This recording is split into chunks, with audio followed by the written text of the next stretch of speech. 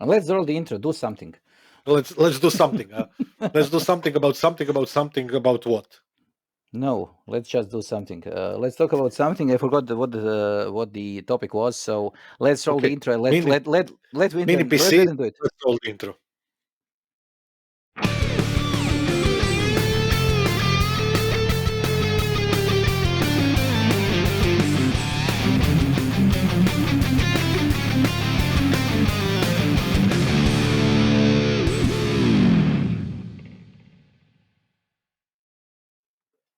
Okay, Mr. JR without R and Tolkien. Yes, Doctor D. Please for the audience. Start Doctor D. Hello. Dr. D. Oh, that hurts. That's a good one. Start talking and complaining about your new mini PC. I don't have any complaints about my new PC. That's Let's reset. impossible. Let's reset. The only complaint that I have. Okay, so let's get people in the mood and talk about what happened. In the I mood. recently, yes, I Are you recently got. romancing somebody?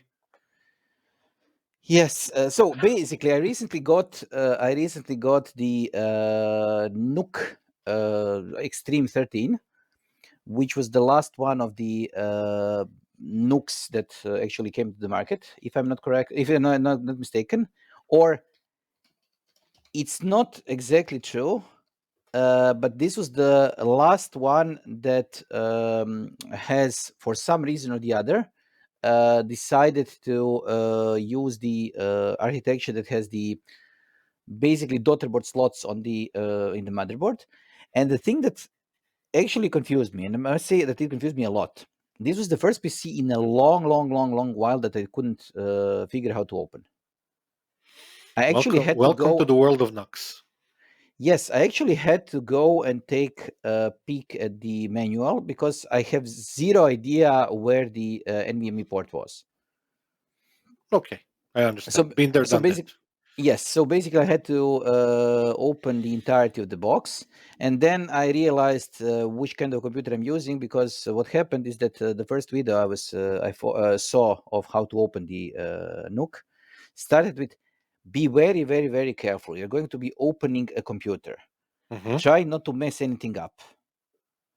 And then I Okay, said, "Okay, so we are in the end user territory now. Let's let's tread softly." lightly and softly. Which one, Yes. Slim or some other model? Uh, Because you said Extreme, correct? Extreme 13, yes. Okay, okay. So it's quite a bit bigger one Yes, than it's a the bigger one, Slim. but the Okay. reason why this one is bigger is because this is the only one that actually fits a video card that is 3 units thick. Yes, this fundamental difference from the ninth gen Nook that I have, which is basically the size of the upper half of your Nook Yes, I know, I know. with one extra double slot for PCI Express card. Yes, But because when somebody says Nook to me, I always think about this thing. yeah, I have one of those broken. So the OG Nook. Hmm. I think I have two of these. One is I'm not going to say pretty decent, but it's a recent computer. I think it's i5 6th generation or something like this. And this one is something like, I'm going to go with 13 years old. Hmm. So this was basically one of the first Nooks that were available on the market. And the reason why I got this is this was one of the first Nooks that I actually deployed. It was at a client of mine, and when I deployed it a century ago, basically, I liked it quite a bit. So when they were throwing it away, they told me, "Okay, we remember that you like this small computer a lot, so there you go." There you go. A decade later, Yes, like flashback, flash yes. forward. Unfortunate. But so let's talk about what do you have to say about mini PCs? Oh, I have quite a few things to add, but please describe till the end what your relationship or what your first couple of days with your new one has been like. Have been like. Sorry. It's from my perspective, it's been nice. Um, I basically what I did is I exchanged nothing for zero. The computer that I already had was the same processor, the same amount of RAM, pretty much the same graphic cards, and the only difference was actually in the form factor. My Mhm. older computer was based on a regular motherboard, and it was the full size, and it had an Actua cooler in a huge box. The Your box was, camera is going insane. for some reason, yes, I got. Stop the tracking. 2 and 5. Come on. Yes, let me. Okay, tracking turned on. Yes. Now Okay. bring it back Uh, up a little bit. That's it. yes, Too that's much. too much, too much, Too too much. much. Yeah, that's For all much the better. audience, I got that camera today. Yes. So this is the first stream that I'm doing on it. It's an Obsbot Tail Air, and it is too intelligent for me. It Basically, has. he bought that camera because I pushed him to buy it. Yes, I decided that I want a camera that is going to be a plug and play, and failed to do so by buying this camera. But anyways, uh, so I had a big fractal R6 Define box. I Mhm. had the Noctua cooler in it. I had basically run of the mill. The rest was run of the mill components that you can actually buy off the shelf, because this is what I did. And the thing is that when I exchange it for the Nook, the main idea is to get a much smaller case. I wanted to have a smaller PC on my desktop. But Uh, it's not that much smaller. Compared to a Fractal Define, yes, it is. It Okay. is. I'm going to go with probably 50% smaller when it comes to volume. Volume. Yeah. Okay. But the thing that I actually got was a lot more noise. Because Yes. Of with the course. largest Noctua, the processor that I had, so 13700 KF, was I'm not going to say completely quiet, but the noise was down to a minimum. Yeah. The stuff Now we I need. have Yeah. at least four, if not five, fans running. They are fine. They are pretty much, I'm not going to say high quality, but mid-range quality of fans, and they are nice. But I can hear my PC now. So this is something that I'm going to be working on. The next thing that I'm going to do is I'm going to strip it all of all the fans and then exchange for something that is bigger and less noisy. But that's the model that has 2.5 and 10G Ethernet, correct? Yes, yes, yes, yes. Okay. Another reason to be quite satisfied with your replacement.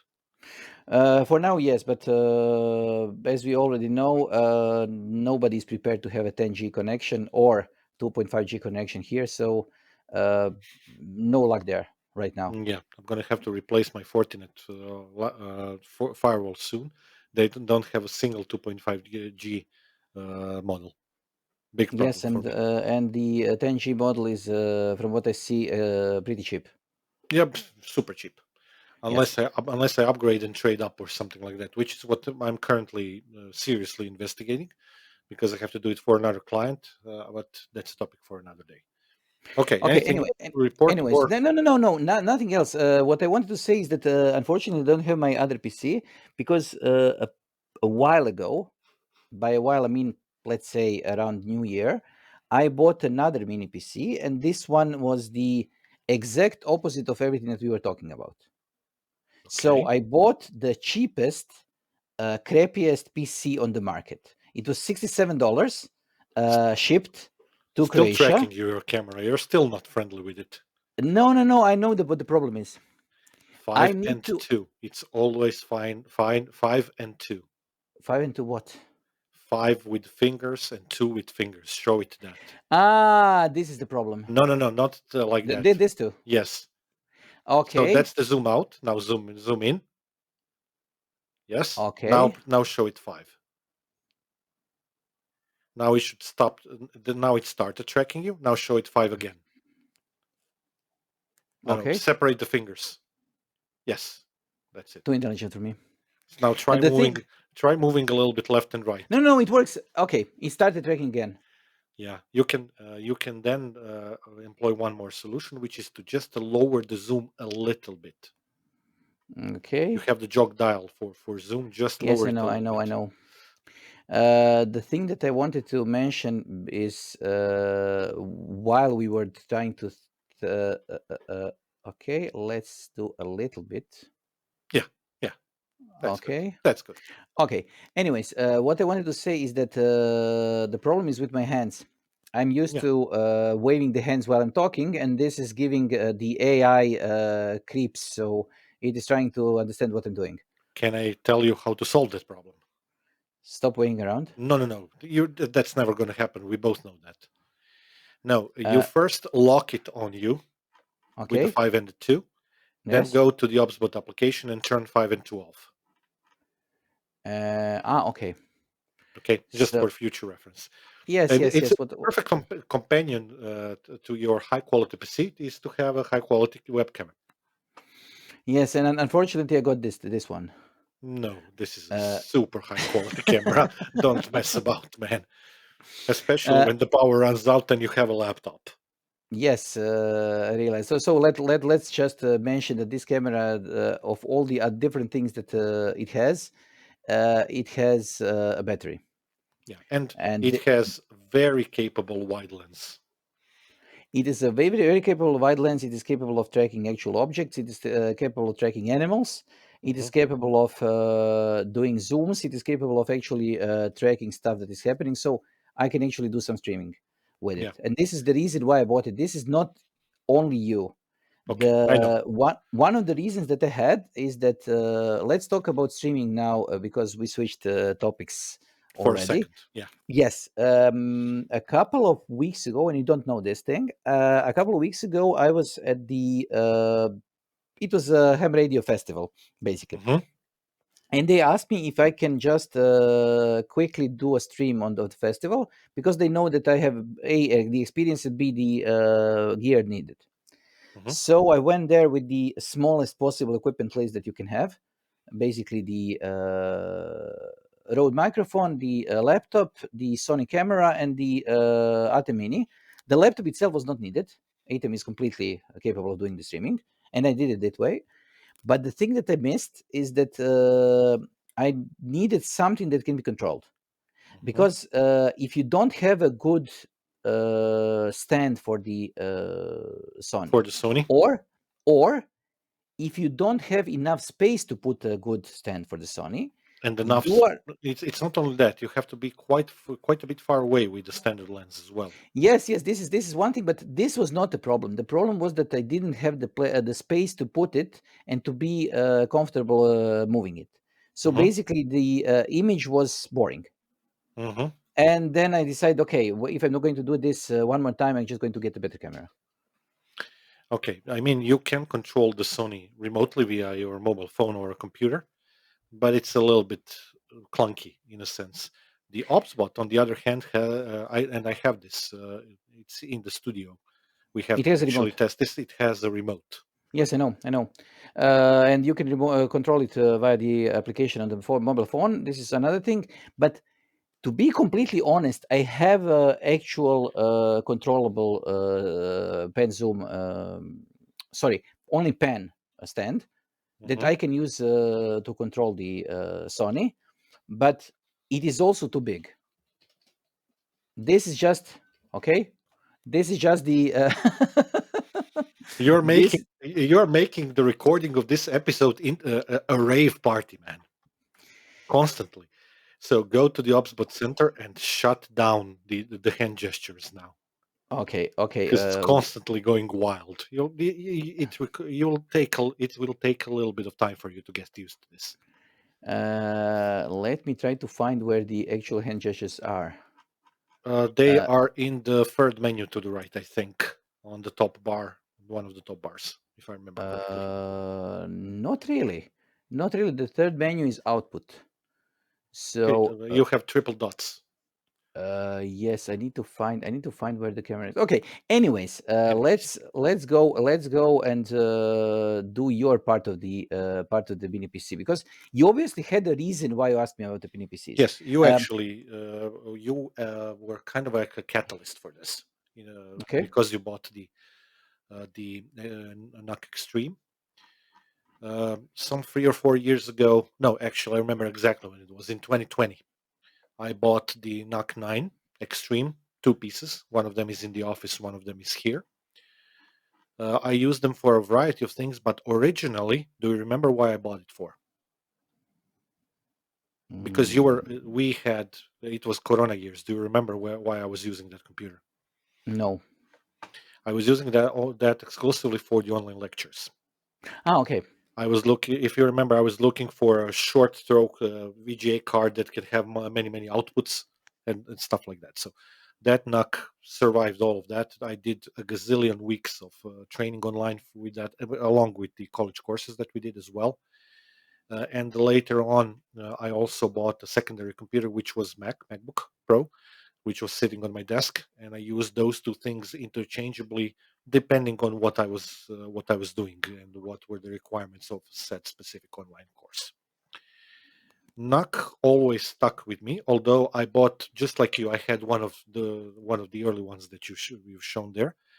Originally, I bought it with a specific reason, the old one, which was to run Linux machine with Alfresco so that I can have my document management available. In the good old days when Alfresco was something that was easily deployable on a Linux machine without containers. That NUC failed on me some.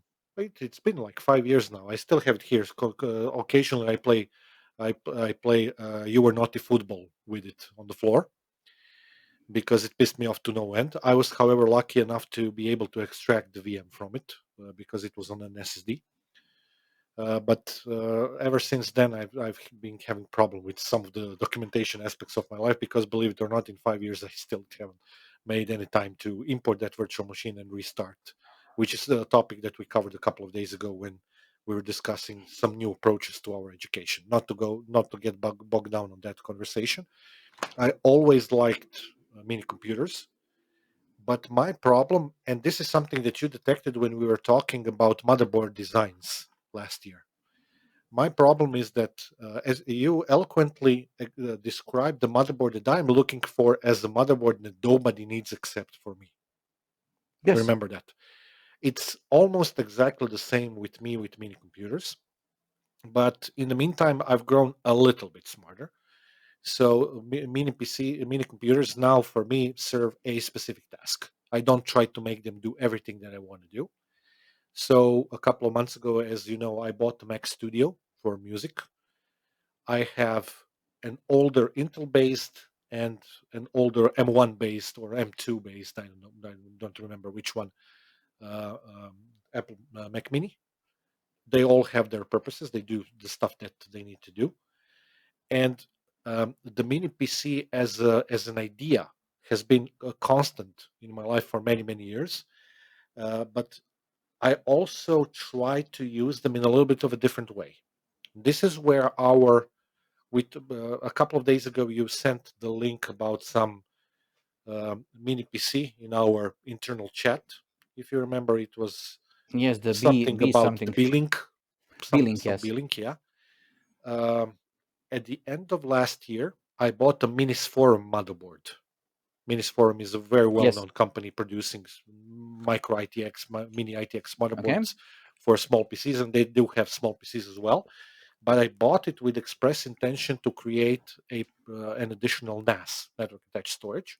Bought a Silverstone case that's perfect for that with 8 bays, and I've been using basically mini PC components like CPU, motherboard, memory, whatnot, for that purpose too. So now I've experienced using mini PCs for such a wide variety of different things. I probably use them for everything apart from gaming. I got since I'm obviously hanging out with the wrong people. I got N410 mini micro ITX board, Hmm. and I got it for free because the guy I was working for or working with, he didn't have an idea what to use it for, and he has a strict policy of not having too much hardware in his office.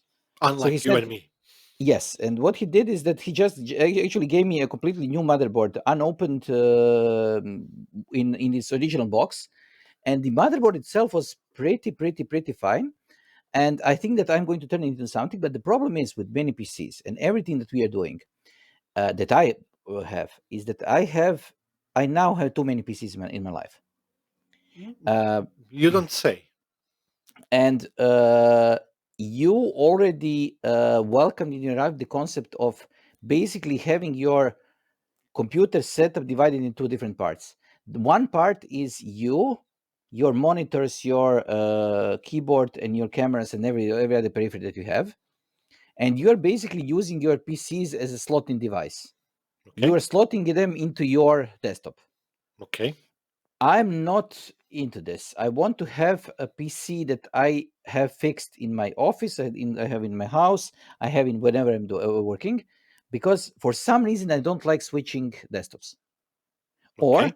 to be more precise, I don't like to have my desktop that is different all over the places. And we were talking about this in the episode when I was talking about how to sync your workflow over the different desktops. I simply dislike having different computers running at the same time doing the same job. And I don't like multiple computers doing different things because my organization of time works in such a way that I need to have everything available all at once because I don't know what I'm going to do next. Yeah, Or because you don't know which chaotic thought is going to pop into your mind. yes. So basically, what I need is omnipresent, omni-available desktop that is stretched across everything. So I pretty much prefer to have a quick computer that is going to be doing everything and then not have different things running. Although I have a server at home, which is running the NAS, I have Dockers there. I have all the different things that I need from time to time there. So I can actually say that I have a fixed solution for me. But usually what I'm doing is I'm remotely desktoping or whatever the remote protocol is. I'm working from a desktop here. Okay. This is the reason why I brought the big monitor in the office, because I Ah, want to just simply remote desktop to home and then work from there. okay. You did mention something that was almost correct. So you said that I built computer into my desk. Yes. There is a strict reason for that, and it has nothing to do with my personal preferences in terms of I want to have this or that. There are actually two reasons. Reason number one is because I have a OmniRex desk. OmniRex is very famous American studio desk manufacturer, like Argosy and many others, which is a studio desk for my music stuff. So it has something like 60 or 50 rack spaces in. And I did not want I'm in the process of clearing this from my office right now. I didn't want to have two separate or three separate desks with different computers for a variety of different things. Okay, so first and foremost, I definitely so your kind of like observation that I built a computer into the desk is almost correct. I actually found a way to use over the top expensive components because they were the only ones that were available that fit my purpose. That's the only reason. I have those super cheap hands for the monitors, Yes. ergotrons and whatnot, that cost an arm and leg, but they were the only available hands with reach that can reach deep enough because the desk that I'm sitting at is more than a meter and 20 deep, 20 Yes, I know. And centimeters. the problem that I had is that, and that I'm solving right now, is that over the top of my head or the top of my monitor, there is a construction basically. Yeah. What I needed to do in order to avoid using the arm and the leg expensive stuff is that I actually bought the second floor or the second level of monitor stands. And then I use this to build something that is overhanging the monitors. So the thing that I'm actually using is this is something that is actually I'm going to go with over the top solution because right now, believe it or not, I have three sets of monitor stands, each one capable of supporting at least two monitors, sorry, and I have three monitors hanging off one, two, three, four, five, six, seven, eight VESA mounts. Hmm. The VESA mounts are either supporting microphones or are supporting laptops. My And the reason being that I want to keep my table clean. If there is an omnipresent being, it is my witness that my desktop is not going to be clean ever, and ever. Uh, not mine. but Yes. but right now I can say that I can actually see the surface of the desktop. Yeah. So my table is actually visible.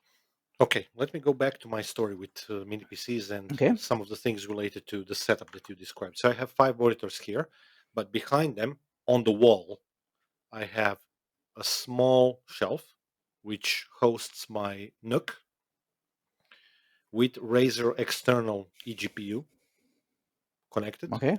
And I have those two old 30-inch monitors, Dell and HP, hooked up, mounted to the wall mount, VESA Okay. wall mounts.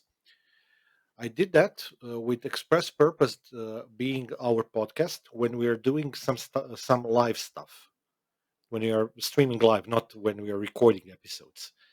It is a very handy thing to have a second computer. Yes, I know.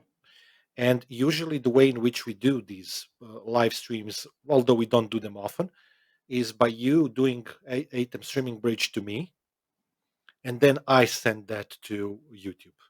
And for that purpose, it is always helpful to have a second computer because it is doable on one or one plus a laptop or something like that, but it's much easier to do it with two, especially when we both like these Logitech keyboards with multiple profiles to connect to multiple computers. It's easy to manage, easy to use, and everything is fine there. But the problem that I'm facing now, and this is a problem that I'm going to have to tackle in the next couple of months. First and foremost, I used to sit actually at the desk that's right behind me, and that was the desk in the COVID years that I used for the online lectures and whatnot. When that beautiful gadget with smoke puffing was behind me, if you remember, with the Yes. smells and whatnot. That desk is going to get disassembled and it's going out. I need more space. Second thing that happened is that I replaced one of the desks that were closer to my kitchen. I moved it to my new apartment, so I get a little bit more space. And on the left hand side, right next to me, I have another desk that is meant for studio. But this one is quietly and slowly getting filled and configured and whatnot. I'm going to move it in a second room, and this is going to completely eliminate everything that I have here around me because this space is going to be reserved only for our stuff that we do on the podcast. Reason being, again, I need to have clear visibility to my monitors that are behind with Nook connected, which is now partially obscured by my monitors on this desk. That's the reason number one.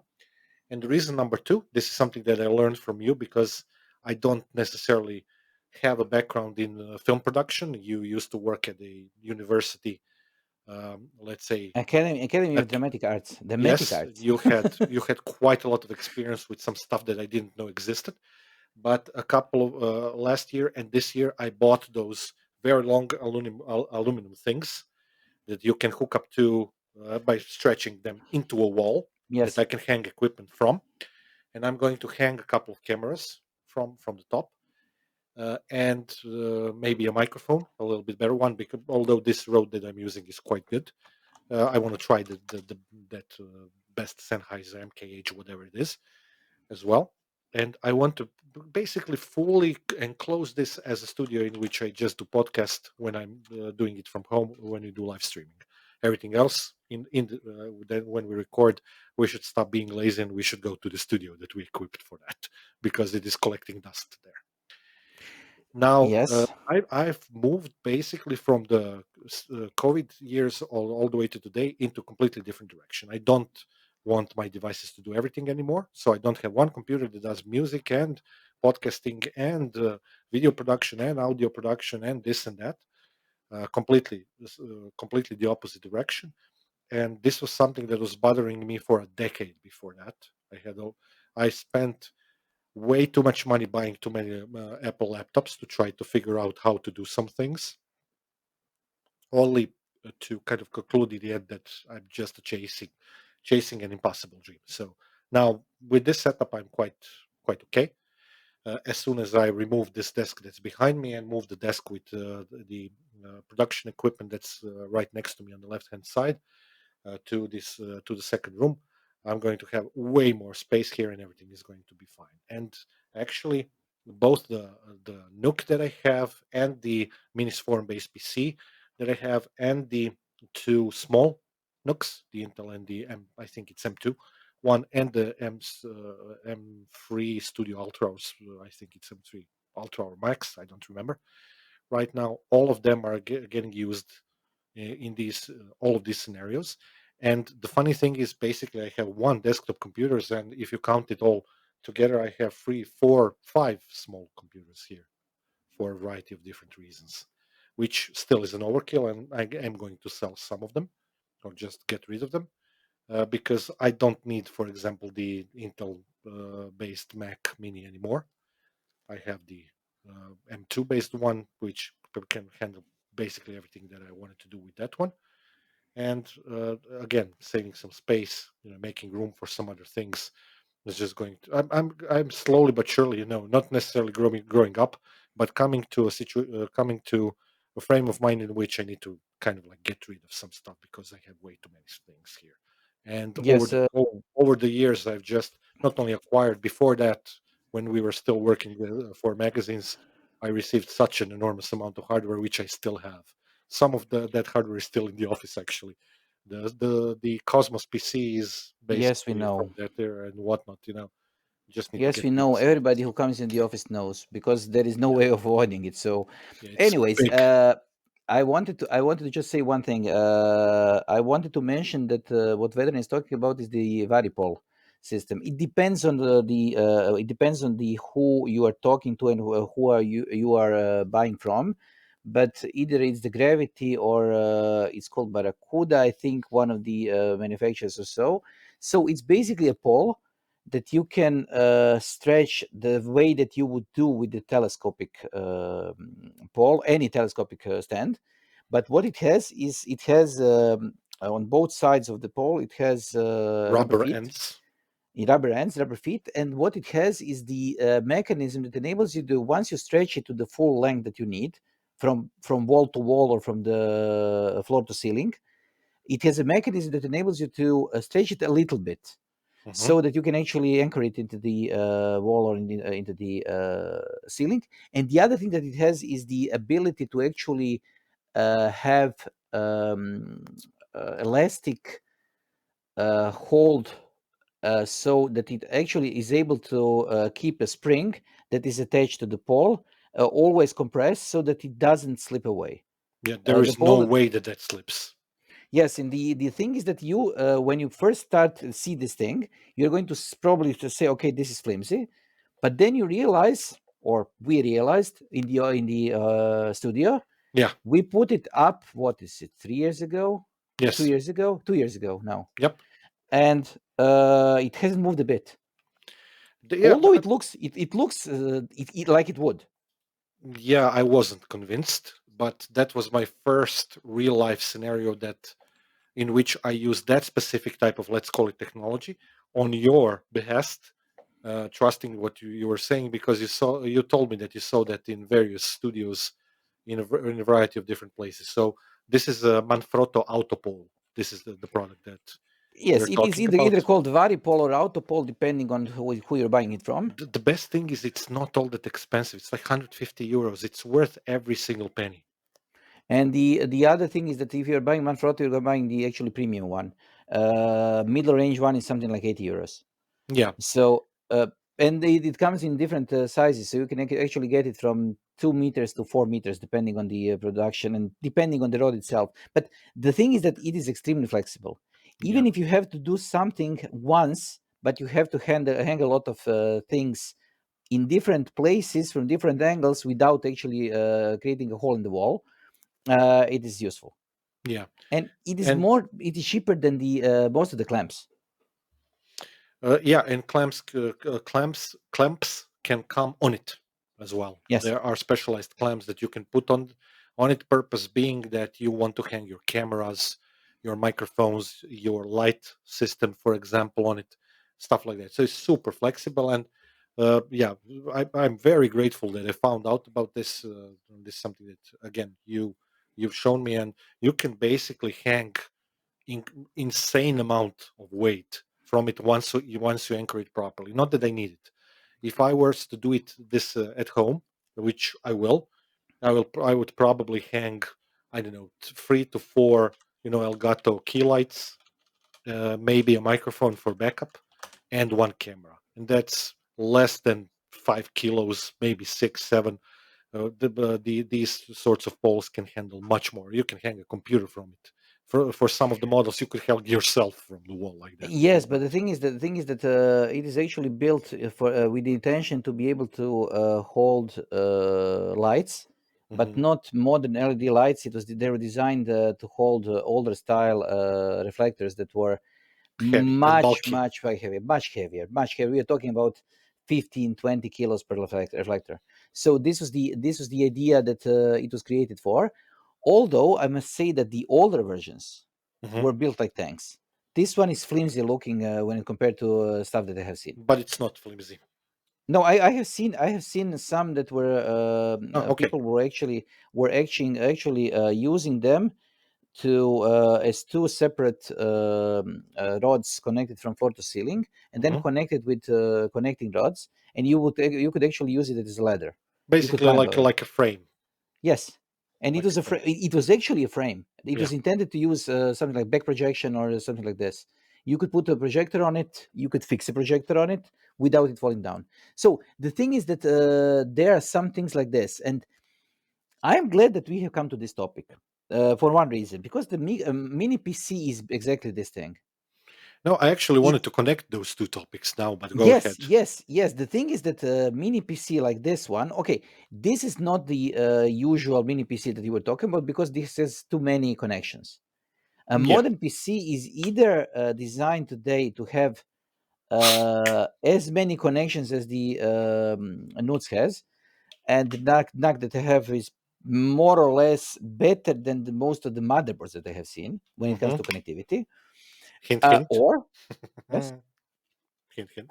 or there is the other, and this is what I started, and then I forgot about it. So when I bought the cheapest possible mini PC on the market, it was, as I said, something between 65 and 68 euros. I don't Hmm. remember correctly.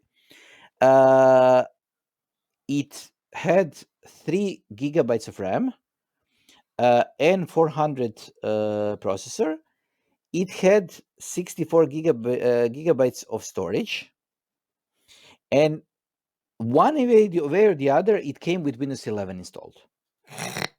And this is okay, completely not Bonkers. legit, but completely not legit this install, because no sticker, nothing else on it. And the reason why I was actually surprised is because it wasn't advertised. Hmm. When I got the micro PC, I bought it. It came from the whatever is coming from Shenzhen, whatever, and I got it home, and it took me a couple of days to connect it because I didn't have the time to install it. Hmm. And I said, okay, there was one night when I said, okay, I'm going to install Linux on it to see how it works. And Hmm. I plugged it in, turned it on, and I saw that it has a Windows 11 on it. Hmm. Yeah, I remember. It didn't work, Yeah. or it worked, but not in a way that Windows PC should be working, or any PC should be working, because it took Snail ages pace. to. Hmm. Yes, but okay. The other reason being that they used for the storage, they didn't use a regular NVMe. They used an SD card. So Oh the SD card Lord. itself was not that fast. But for that price, Hmm. I got a power supply, I got a case, I got some sort of a storage, some sort of memory, a processor, a pretty unlegit installation of Windows 11, and it kind of sort of basically worked. Ladies and gentlemen, you just heard the insight into the secret world of Yasmin There and is the nothing way in secret, which secret his about. brain works when he buys unnecessary crap. Yes, but the unnecessary crap actually ended up. The reason why I don't have it right now is that I actually gave it away because a colleague of mine that I used to work with, he had. he had the need to put something on the back of the TV in some cafe, whatever. Mm-hmm. So he basically wanted a digital sign, Mm-hmm. and this PC was cheaper than buying a Raspberry Pi. Okay, now I get it. So this is the reason. This is the reason why it actually made sense, because the Raspberry Pi with this kind of configuration is not going to be that cheap. We're going to have to do an episode that we talked about. I think it's already 2 years in the making. We should talk about podcast equipment and how to do podcasting and whatnot. We should do an episode like this because I think we acquired quite a bit of experience. And more to the point, we have a live stream coming up for a conference that we are producing in a couple of weeks. Oh, This is yeah. third year in a row. Yes, our colleagues conference is on October 17th or something like that. We're going to do the standard stuff that we do.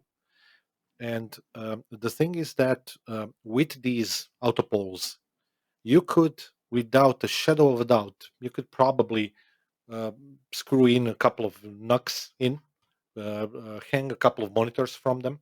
Not necessarily big ones if you are afraid of for the weight, which you shouldn't be because they are very sturdy. These ones, at least that we've been discussing, and you could have stuff like I mentioned before. I could have a couple of monitors quite close to the ceiling and look at them from the perspective, looking information about the streaming and stuff like ATEM outputs and whatnot. Because something that you realize when you start doing any kind of production, video, audio, multimedia, static picture, moving picture, whatever it is, you never, ever, ever have enough screen real estate. Yes. You can have a wall full of monitors. You're still going to find a way to use them all. And unfortunately, once you start using them all, you're going to require more, Yes, because you are going to understand that you're going to realize that you actually need a lot more screens. I had a discussion. You didn't see this with our colleague who is in charge of our space that's being rent in the company that we work for, and I told him that he should get another PC, small PC, something for the space, and he was like, "Why?" And I told him because you're usually using the computer that we have in the directors area to play some music to the speaker phones in the conference space, and there needs to be another computer so that we can do stuff related to production. He was like, I would never figure that out, and I'm not sure if he's going to ask or not because he's still young and sometimes afraid. But having a couple of computers when you have that amount of, I mean, we're talking about a room with 300 people almost that can fit there. We do, live streams regularly from there nowadays. Not two of us, but we as a company. We have live streams very often, and the whole PA system and my mixing desk with gazillion inputs and outputs is there and whatnot. We've finally kind of like reached the point at which we can do that without all of the preparations that we used to do, which took basically 6 or 7 hours for the stuff that you and I do. Uh, Yes, but we the thing, we yes. also Go. we finally bought this as well. Okay. We finally managed to convince the powers that be that we need that for another purpose. Sneakily, actually planning to use it in the conference space because there, without companion, without the stuff that you usually do, you do the directing thing for the video part. I do the audio part. That's our specialties. Without you having Stream Deck, it's usually quite a bit more difficult to do 5 or 6 buttons at a time if you're a director or The producer. thing is that Stream Deck doesn't make any sense unless you are actually doing the streaming, Yeah, and then it suddenly becomes the main thing that you need. it's your arm. Yes, yes, yes. The thing is that when you are buying it, you say, okay, this is a nice, pretty thing that is pretty expensive for the features that it has. But on the other hand, it never went down. The screens on it are extremely useful Yeah, because you don't need a PC to understand what is happening. Or let's just instead of actually let me just interrupt myself by talking about this and just mention that what the Stream Deck is. It's basically a grid of small screens that are both the screens and the buttons. yeah, So you can programmable actually keys. programmable keys that have a pretty large displays on them, so that you can actually display an image on the key itself, and you can pre-program them with different defaults. But we usually use them for letters, but you could do pictures as well. Letters are much more common. Letters are more legible, but you could use it for, I don't know, differently colored streams or Yeah. whatever. So you could. The idea is to use it to trigger macros or to Yes. trigger different things in different applications. There are defaults, or there are configurations for OBS. There are different configurations for uh, OBS Studio, for DaVinci. I saw some for Windows themselves. Yeah. Saw some for different cameras, for different camera setups, to start hyperdecks, to start atoms. So you can basically use it as a macro keyboard that is always there. And the thing is that once you program it one way, you can do everything from it, Yeah. turning on and off the microphones, turning on and off the streams, turning on and off the cameras, and so on. Yeah. The only thing that I'm missing, Mhm. we are missing NDI cameras, and we are missing the ability to control from Steam Deck the zoom and pan tilt cameras, and to do the Both of us now have NDI cameras. yes, but we need the NDI adapter. But the thing is that we are going to be using this on the conference, absolutely. Because what I'm going to do is I'm going to put this one of these cameras somewhere close to the Audience. to the presenters, and let the camera do the AI tracking of the presenters. You're going to focus the camera on our colleague who is the host. Yes, That's going to be funny as hell. yes. Basically, what we used this thing for, the Stream Deck, again, I use Companion, which is a free application created by a very, very cool guy. That's a very popular YouTuber. It offers interface for programming what you're going to do with this. And I usually do audio video clips. I do various scenes, switching between the cameras, breaks, introduction of the lower thirds, stuff like that. I pre-prepared the intro videos for every single panel on the conference and whatnot because I want that to feel like television. This is what both Yasmin and myself agree on. If you do something like this, do it properly or don't do it at all. Otherwise, which we can um, just ISO record it and do the video editing later and just do it afterwards. But last year we had some kind of a, for our country, crazy number, like 700-800 people watching the stream, which is basically the whole security core of everybody working in IT security in Croatia. yes, but the thing is that when it comes to things like this, like mini PCs and cameras and streaming and everything else, the prices for the equipment have gone so way down that it doesn't make any sense to actually save money, because there is nothing to be saved. If you're organizing a conference, and this conference involves 100 people that are going to pay for participation in the conference, the amount of money per person that you need to spend to create a stream, even if you're buying the equipment from zero, Hmm. is such that it actually makes sense to actually buy the equipment if you don't have it. So if you are working on something, it's much easier to buy better equipment and then not have problems, than to either rent or to use equipment that doesn't work. The only thing that is actually right now, from my perspective, extremely entertaining, is that the it used to be that the cameras and the lenses were way more expensive than anything else. Hmm. Now the cameras themselves are as cheap as they could possibly get. Lenses are all expensive. Hmm. That is true, but you don't need lenses because you can solve this problem with having multiple cameras. Hmm. But the thing that is actually expensive is microphones, because they didn't become cheaper. What we've learned in the both you and I, and we can comment on this, in the past 5 years since the online era of the COVID, when we spent the better part of the next year and a half online every single day doing lectures and whatever else, is that although we invested a boatload of money into the equipment, and I already invested way bigger boatloads of money before in the audio equipment, it's not something that we regret, because at the end of the day, the better the equipment, the better the sound, the video quality, whatever. It's not only that, it just works.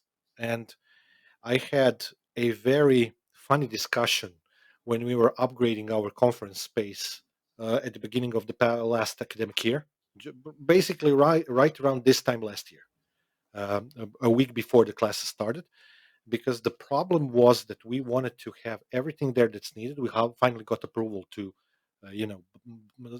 install everything up front, so that we don't have to connect cables for the long 30 meters plus long cables to, provide audio for the cameras for the public TV stations and whatnot, and audio and video and whatever else. And the funniest part of that story was actually audio. It wasn't video. Audio was way more complex than they expected. This is something that I have of quite a few years of doing live audio production, recording bands and whatnot. And some 10 plus years ago, I bought that. You remember my mixing desk that we use Yes. there now, 32 inputs, 16 outputs. Basically, when I said that we need that desk there or something that's capable of doing 32/16, I was laughed off. And then reality kicked in, and then people started writing down what they wanted to have as a capability for audio. Then also, I made another upgrade. This is something that we could definitely talk about in a separate episode. Yes. We bought those RJ45 to audio input and output modules. I bought the radial ones, which are super expensive but fantastic. Radial equipment is among the best.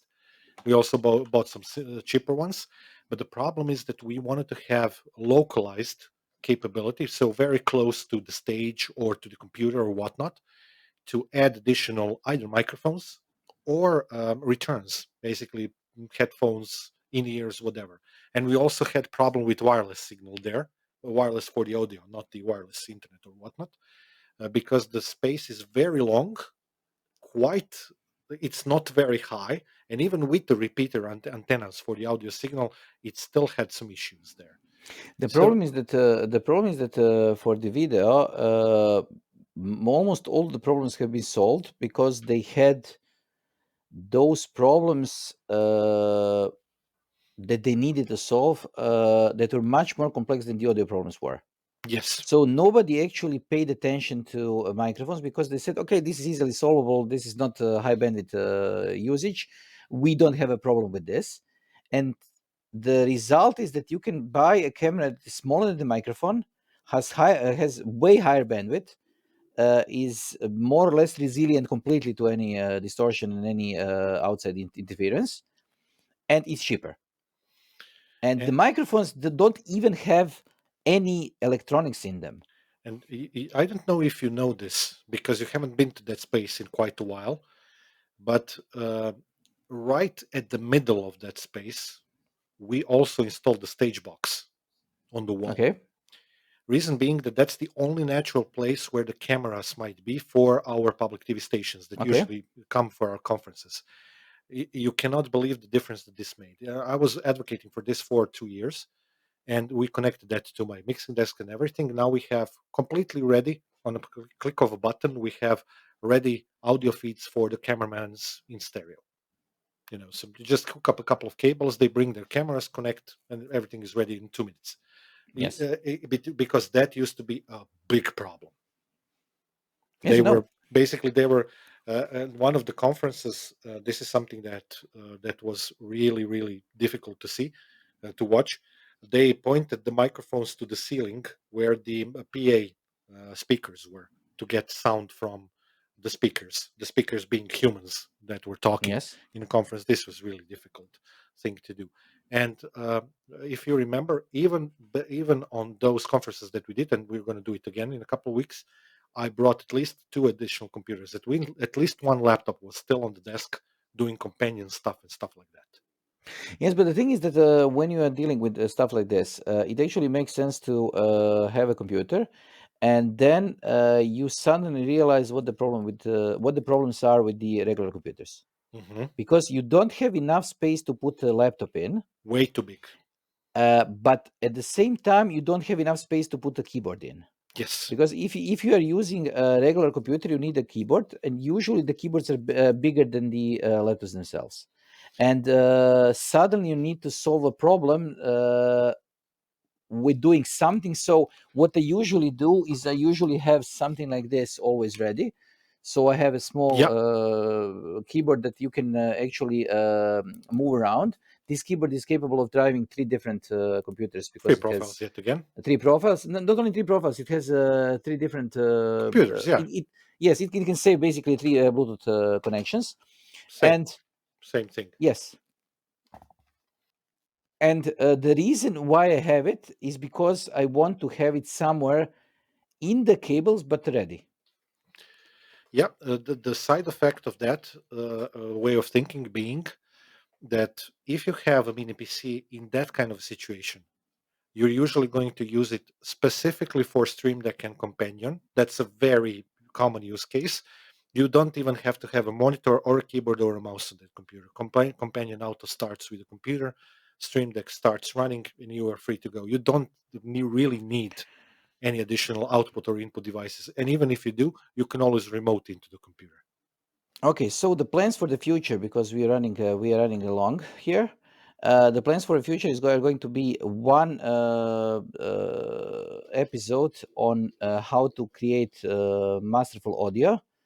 And I know that you spent the last couple of days actually creating lectures on audio and working with audio. So you're golden there. I'm not required. Just You're just going to be there re-edit to it. nod along. Yes, You just want to? re-edit it. No, Just actually, re-edit it. yeah, yeah. You are going to come for a well-deserved vacation because this year and last year, actually, to your credit, you did quite a few episodes without me because I was hogged with other stuff that I needed to do. I do have news for you. Yeah, I'm on vacation in 10 days, so yes. really. Yes, I won't be here. So this is one of the things that we need to we need to sort it offline. We're But gonna sort it out. anyways, so the audio, the streaming, and we need to redo the streaming gadgets. So basically, we need to tell people what has changed in the environment that we are using right now. Because from my perspective here, the only thing that hasn't changed is the Rode microphones. But even that has changed, because I got the microphone for you. I removed the annoying sponge on the end of the microphone, because it doesn't have a problem with me. Hmm. And the thing is that it actually makes sense, because it's completely invisible unless I point it to it, because I have the beard that is two-tone. Scratching No, the problem is not the beard, the scratching. The thing is that I have a multi-toned beard, so it's not as visible as the regular microphone, and it makes a lot of sense to actually use it, because it's completely different problem. for a Uh, project. I did 50 minutes of audio recording that I have to redo because the Rode microphone that I used with this yes. scratched my beard all the time, and it's insanely annoying. I had to Okay. redo everything. I usually use this microphone, and this microphone, although but it's a quality microphone. It's The excellent, but you need to be very close to it. Yes, this is one problem, and the other problem is that it needs to be mounted somewhere other than my desk. Yes, because you hit the desk constantly. It's not me just hitting the desk. It sounds like Cats. I'm doing it. I'm doing it on purpose. Yes, it's cats. And the other reason why I'm rarely using this mic is that cats sometimes have their way with my microphone cable. So from time to time, I have to change it, because it basically stops working. Yeah, just like your But USB cables. yes, my USB cables, or pretty much while I was today, I was rearranging my table, and pretty much every cable that I have here has at least one byte into it, Yeah, of course. including the power cables. That's why you have free cats. Yes. I still have 3 cats. This is the thing that I must say. I'm persevering with having cats, although the cats are completely degrading my equipment as the time goes by. Your quality of life. Yes, my quality of life is in danger. I think we Anyways, should do a cat video in a month or two when the first snow starts falling, just like a couple of years ago. yes, this is one possibility, and the other thing that we actually need to do, we could use do the cat video. I'm going to rent you a cat. Rent a Uh, cat. rent a cat or lease you a cat, so that we can both do the Godfather s- stroking your kitty. Oh man! Any, And on eh, that note, yes, thank you for being with us. See you next time, and see you next week. bye. Bye.